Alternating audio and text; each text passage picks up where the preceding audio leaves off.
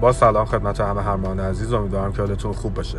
امروز می‌خوایم نحوه فعال کردن فلش لایت گوشیتون برای زمانی که نوتیفیکیشن دریافت می‌کنید رو به شما آموزش بدیم. برای این کار وارد ستینگ میشیم.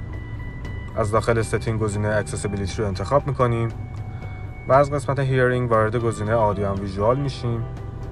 توی این قسمت توی پایین صفحه توی قسمت ویژوال گزینه LED Flash for Alerts رو می‌بینیم که اگه فعالش کنیم زمانی که دیگه نوتیفیکیشنی براتون بیاد فلش لایت گوشیتون هم همزمان روشن میشه و همینطوری آپشن دیگه هم پایین اضافه میشه به اسم فلش آن سایلنت که زمانی که گوشیتون سایلنت هم باشه میتونین این قابلیت رو فعال کنین که وقتی سایلنت هم هست بازم فلش لایت همزمان با اینکه نوتیفیکیشن براتون میاد فعال باشه.